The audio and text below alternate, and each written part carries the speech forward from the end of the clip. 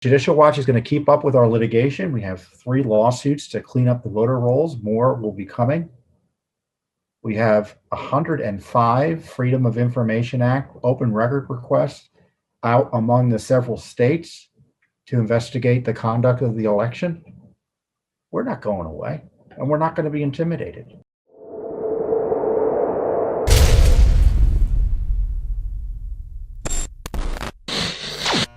But first up, I want to talk about the issue of impeachment, deplatforming, the criminalization of political dissent in this country by the organized left and their allies in Congress and big media, big corporations and such. Obviously, the president is facing a sham impeachment that resulted, a sham impeachment trial that resulted from a summary impeachment proceeding in the House of Representatives. Remember, the president wasn't allowed to present evidence. In fact, there was no evidence gathering at all. And so they just summarily impeached him for incitement for insurrection. Now, I think the record demonstrates that he was engaged in core First Amendment speech, that there was no incitement, neither morally or legally. And the impeachment is just a political effort to essentially make sure that President Trump is has more difficulty getting public attention as the Biden administration continues. And secondly, they want to outlaw or suggest that criticizing the way the elections were conducted is tantamount to violence. So if you are concerned about election integrity, you are an insurrectionist. So that's why this impeachment trial that the Senate's allowing to proceed under the control of the Democratic Party is so dangerous to our constitutional freedoms. Because if it isn't about Trump, and obviously it is literally, but practically speaking, it's about everyone else. If you're Judicial Watch, you're litigating on election integrity measures, so it's about our work. If you're citizens concerned about your right to vote, and whether it's being adequately protected and secured by state election systems, it's about what your concerns are. Can you legitimately express those concerns? Can you raise questions about the way the election was conducted? According to the left, you can't. You can't. And so the impeachment next week is about it. I know the president's lawyers and many Republicans are highlighting the fact it's unconstitutional in a sense. He's a former president, and therefore the Senate ought not to have any jurisdiction over him. Personally, I don't buy that. I think the Senate does have jurisdiction, or let's put it this way: I think it's an open question, and so. And because it's an open question, the Senate gets to decide who has jurisdiction. So as I talked about last week, the Senate has decided over the objections of 45 Republicans that they do have jurisdiction to try a former president. And as I further highlighted, that means former officials obviously can also be tried, impeached, and then tried. So there we go. We got a list: Obama, Hillary Clinton, you name it. James Comey, John Brennan, Clapper, all the rest. Joe Biden should be impeached for a variety of reasons under that rubric. So that's what that issue is about. But the second question is he going to get a fair trial? And he's not going to get a fair trial. They're just going to try to torture him as best as they're able. They're going to pretend it's a process, or it's a process where he's given due process, and he's not going to get due process. So it's not clear what's going to happen next week, but the president was exercising his core First Amendment rights in complaining and litigating and encouraging others to petition their government within the law. So he didn't incite an insurrection. And by that standard, every politician on the Hill should be impeached and removed. And indeed, that's something that they think too, because they want to impeach and remove, or practically speaking, expel members of the Senate and the House who oppose the election integrity excuse me, who opposed ratifying some of the state elections that they think were compromised. They think that the left thinks they should be thrown out. They're insurrectionists too, by exercising their prerogatives as a member of the House of Representatives or the senators or the U.S. Senate to object to these issues. Certainly, you see with Congressman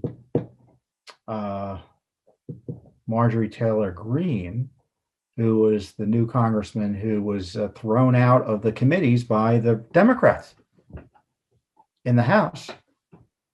Do you think it's going to stop with, under their theory of the case, with Marjorie Taylor Greene, who tweeted out material that was objectionable, probably to a lot of people? She admitted that she had known better, she would have done better.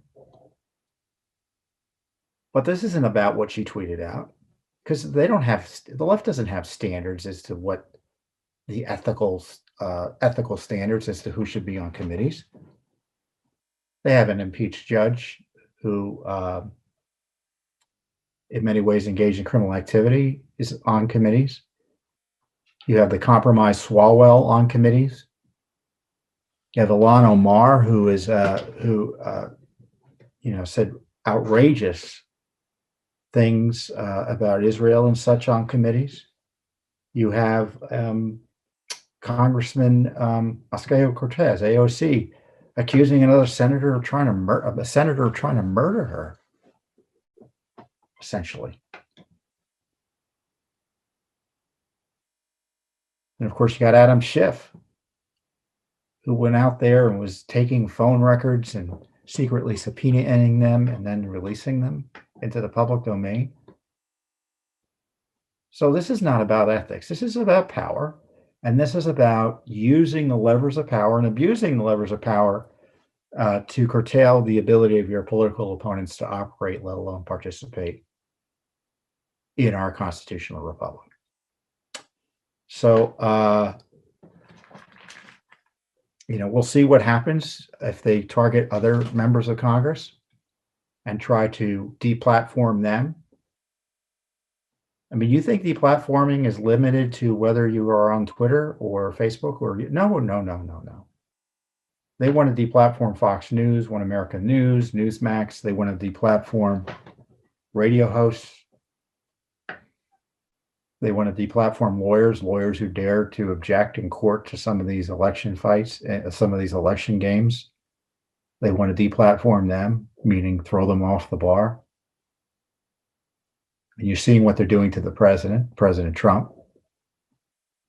And of course, the corruption is almost always, and it's designed in many ways to distract from their own corruption. Joe Biden faces significant corruption issues because of his family. His brothers and his son and he are up to their neck in compromised situations with their business dealings with foreign companies and others, and foreign governments, practically speaking, when you're talking about China. Now, remember, the first impeachment was to protect Biden. It was to essentially wall off any legitimate concerns about Biden corruption.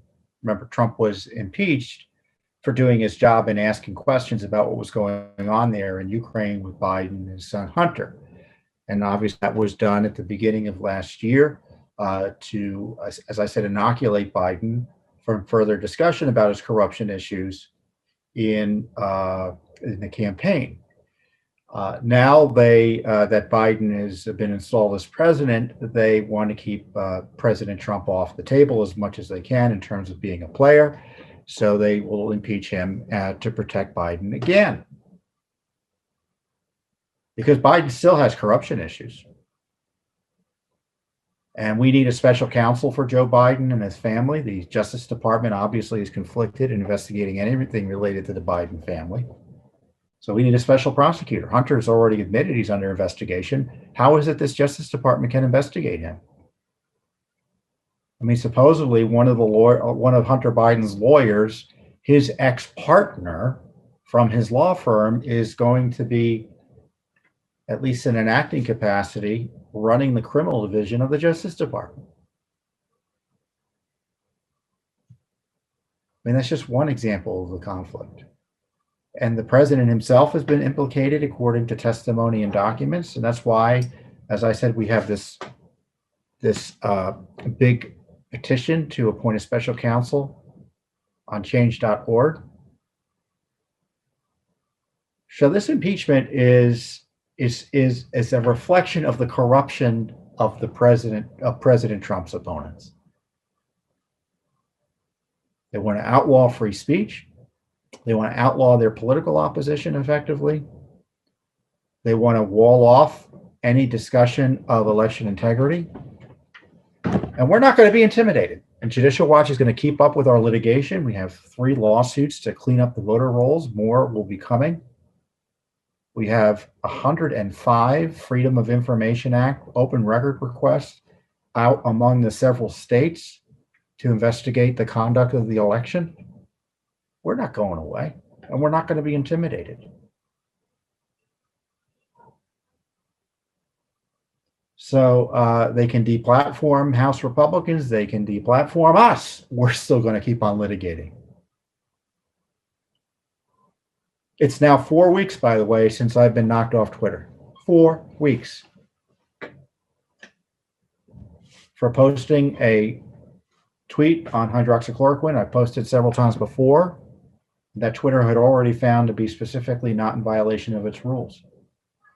In fact, Facebook has this independent board that overturned one of its decisions to drop a hydroxychloroquine, to censor a hydroxychloroquine post, saying it was a legitimate discussion point. Yet Twitter's behind the 8 ball on that. Of course, it isn't really about hydroxychloroquine. It's not about COVID. It's about doing the bidding of an establishment, a left-wing establishment, that questions the activities, certainly of anything they do, whether it be on lockdowns, whether it be on preventative care for COVID, whether it be on election integrity, whether it be on Joe Biden's corruption. They're going to try to suppress all sorts of activity in that regard and free speech in that regard. They're coming after all of us. They really are, the left. If you voted for Trump, if you said anything negative about their agenda online, you are a target. Bank of America, Tucker Carlson reported yesterday or earlier this week,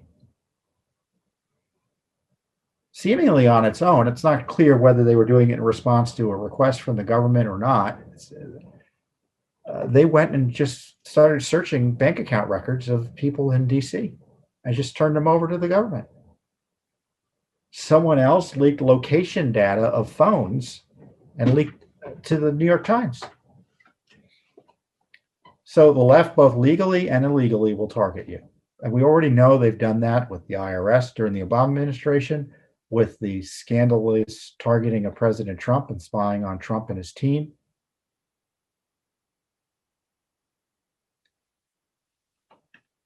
And as I said, they want to outlaw concerns about the election, but the concerns were well-founded.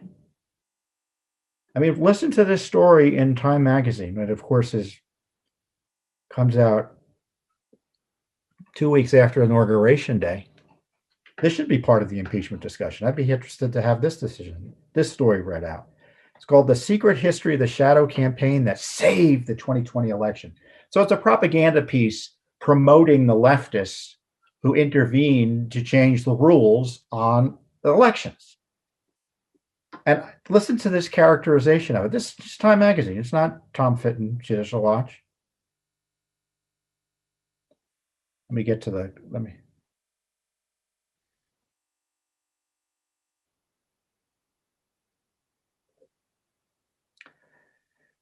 There was so the background is that the left had organized, and I have talked about this. So none of this is going to be new to you. The details will be new, but I explained that the left was using COVID as a pretext to change the rules of the election. This is what they said. Their work touched on every aspect of the election. They got states to change voting systems and laws. and helped secure hundreds of millions in public and private funding, meaning you had Zuckerberg, for instance, sending $350 million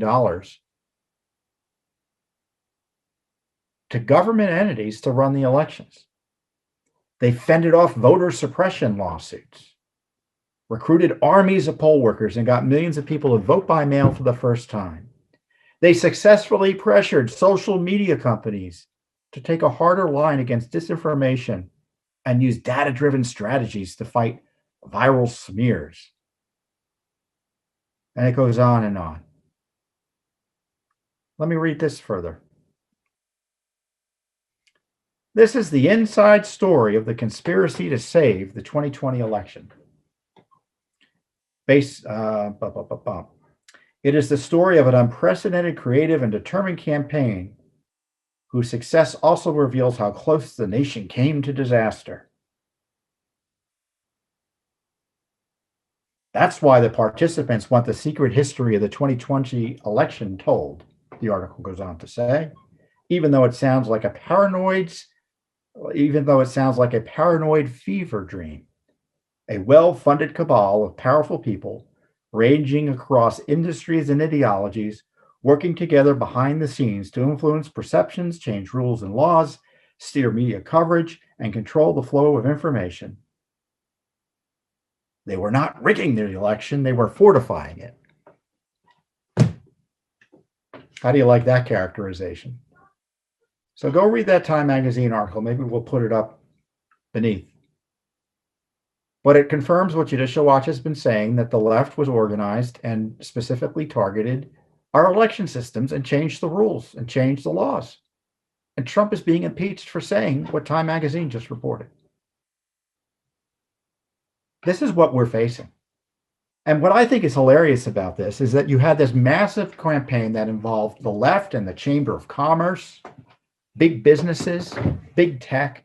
And I was getting calls before the election, and some of my colleagues also concerned about this in other groups, from left-wing reporters questioning Judicial Watch on our funding and on who we were talking to, all sorts of, someone pursuing a crazed conspiracy theory. And the fact is that it was just Judicial Watch and a few other groups that were trying to defend election integrity. And they spent all their time trying to suppress us, when in fact the big story was this massive effort to change the election systems. And President Trump understood it, and that's why he's being impeached, because they don't want to go back to voter ID. For, if you vote by mail, there's practically speaking no voter ID. Do you agree with that? Because that's going to be the debate over the next year or two. Do you think there should be no voter ID? Or if you vote by mail, should there be a voter ID requirement to vote by mail? Where do you think the left is going to come down on that debate? So this is what the impeachment's about. So we've been proven right once again, Judicial Watch, and this is not a rhetorical fight. This is a legal battle that Judicial Watch is engaged in right now, and at least five federal courts. That's why I love Judicial Watch. I keep on saying I love Judicial Watch, but I do love Judicial Watch, not because I'm the president. It's because I'm a citizen who sees the value of Judicial Watch, our educational mission to find out what the government's up to and expose the truth and get the government held accountable to the rule of law. Thanks for tuning in. Be sure to subscribe to our YouTube channel to catch all the latest news from Judicial Watch.